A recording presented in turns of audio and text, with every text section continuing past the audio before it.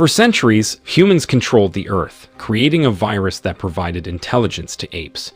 But this virus has also caused humans to lose their intelligence and the ability to speak.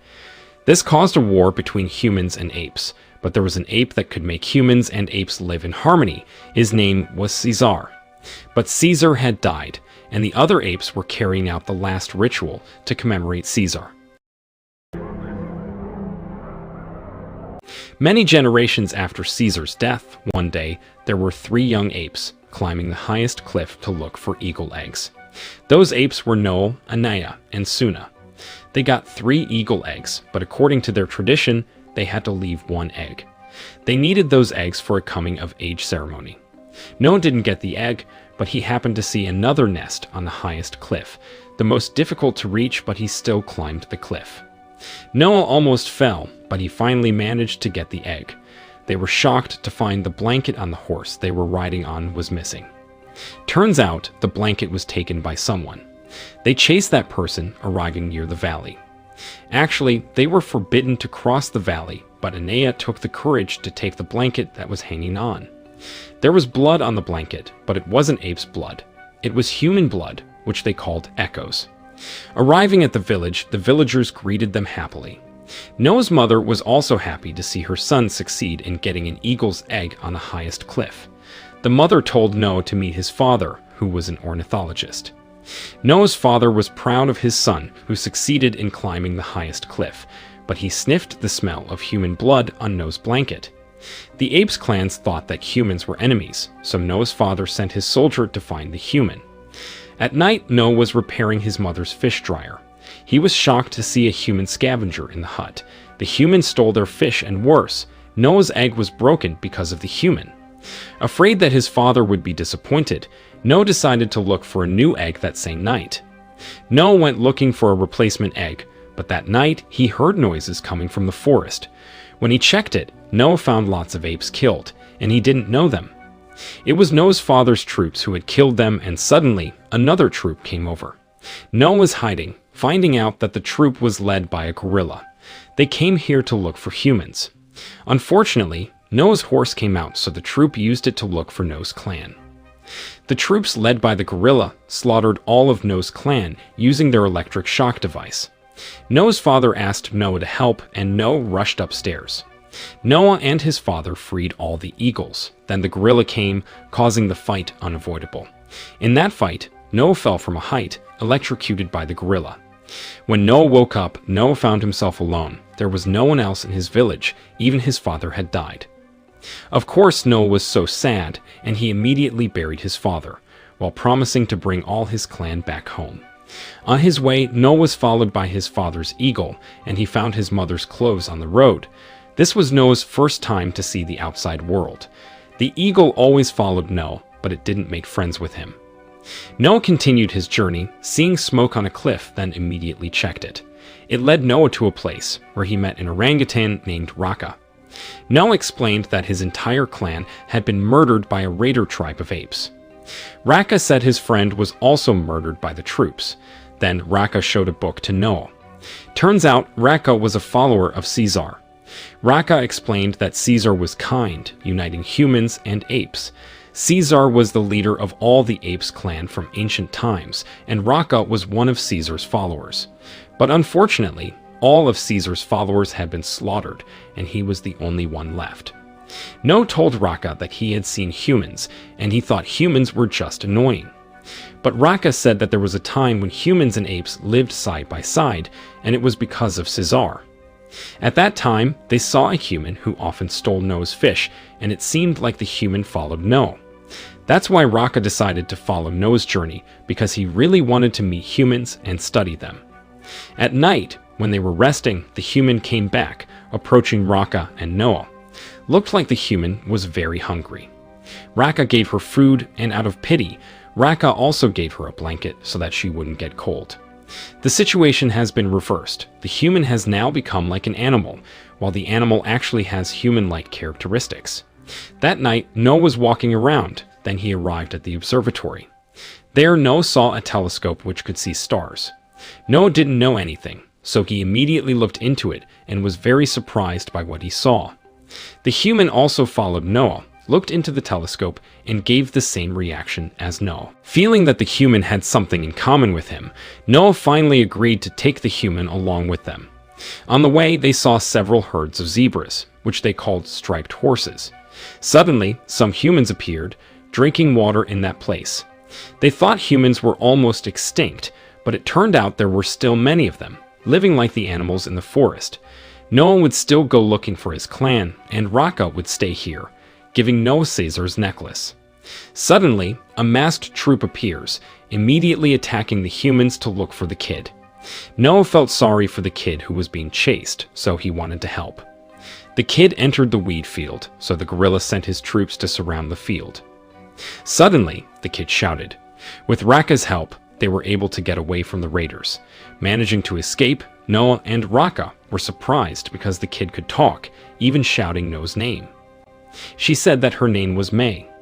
She said that there were some humans who could talk like her, but they were all murdered by the raiders. All this time, May was silent because she had to protect herself. Noah was annoyed because May should have been honest from the start if she could talk, but in the end, Noah was kind enough to give her his mother's blanket. At night, Noah was repairing electric batons. They then continued their journey and arrived at a bridge over a very fast river. When they wanted to cross, they were suddenly ambushed by the gorilla and his troops, so the fight could not be avoided anymore. May fell, and Raka helped her. Unfortunately, Raka was swept away into the river, and Noah also lost in the fight. In the end, Noah and May were caught by the gorilla, taken to a place where there were lots of apes. The shipwreck was the place where all the monkeys were gathered. There, Noah reunited with his mother, Anaya, and Suna. On the other hand, May was taken to a room containing a lot of human belongings.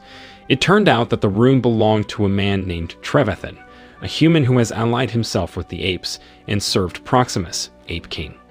May hated Trevathan because he allied with the Ape clan. Turns out, May didn't like the Ape clan. This is Proximus, the current Ape King. He kidnapped apes from various clans and made them his subordinates. Proximus was very obsessed with Caesar. He even thought that he was Caesar, so he called himself Proximus the Czar. Proximus ordered the apes to open a gate in that place. It was thought that there was something very valuable in it. They had been trying for months, but till now, they still couldn't open it. That's why they brought May to this place. Trevathan wanted May to open the place. Meanwhile, Noah talked to Suna. That's when Noah was called by Proximus to go to his room. May and Trevathan were also there, and now Anaya was Proximus' personal assistant. Proximus conveyed his vision of wanting to evolve the apes to be strong like ancient humans who could do everything, such as flying and other skills. Proximus believed that behind the gate they could gain knowledge. However, May said it was impossible for them to open that gate. But Proximus' stupid subordinates actually killed all May's friends, even though they could have taken them prisoner so they could dig up more information. At this time, May was the only one left, so, like it or not, May had to open it. Besides, Proximus also wanted to work with Noah, because he knew that Noah was a smart monkey. Proximus tried to talk to Noah, saying that his aim in taking hostage all the 8 clans is to make their kingdom. They were unable to trust humans, and he knew that May actually came here to take something behind the gate. It was something that could make humans smart and strong. Noah's mother gave up on this situation because they couldn't do anything in Proximus' place. That's when Noah's father's eagle came over, making Noah encourage himself to fight Proximus and free his clan. That night, Noah came to May's room, wanting to know what she was really looking for in this place. May asked Noah for help so she could take the object inside the gate, and it was something that could make humans smart and able to talk again. May also told the history of why apes became smart and could talk, and it was because the human-made virus. Because Noah didn't like Proximus's dictatorship, he finally wanted to help May getting the book, and also destroying the place. Noah took Suna and Anaya to help him climb the cliff, because to enter that place, they had to climb a steep cliff. Initially, they prepared explosives, then they placed several explosives in the dam so that it would flood the place when it was blown up later. Trevathan caught them, but May said that this place wasn't Trevathan's place. However, because Trevathan didn't want to cooperate, in the end, May was forced to strangle him. After placing the explosives, they went straight up the steep cliff, trying to enter the room. They entered through the air tunnel, and when they were looking around, it turned out that the place was a military base. May turned on the electricity in that place, making Noah and the others confused and amazed because humans could build a place like this. Noah and the others then entered the children's play area, seeing toys and even a book that shows that in the past, monkeys were only animals in the zoos. On the other hand, May managed to find the object she was looking for, a satellite key. Besides, she also found a gun. After that, they immediately went out, passing through various tanks. May would open this door, and when that happened, Noah had to run to look for his clan. They were greeted by Proximus, who was amazed to see this place. Here, Proximus was disappointed with Noah, who believed in humans, so Proximus was forced to kill Suna and Noah's clan. May shot Proximus' troops who wanted to kill Suna using her gun. This made Proximus amazed by the gun, and he let May go as long as he could get something like that in this place. May didn't want Proximus to misuse human weapons, so she decided to blow up the bomb, causing the place to flood. Water began to flood the place, and with great difficulty, Noah and his clan ran to save themselves to the top of that place. Noah led his clan to go out through the air tunnel. At that time, the gorilla came after Noah, so a fight broke out between them. Noah was clever enough, so he was able to outwit the gorilla, making him get stuck in the water. Finally, Noah managed to get out and was greeted by his clan. However, Proximus was also there. Proximus was annoyed, so he beat Noah continuously. He said that Noah wouldn't be able to destroy his kingdom. Proximus told Noah to wake up as a fellow ape, so that he could fight Noah fairly.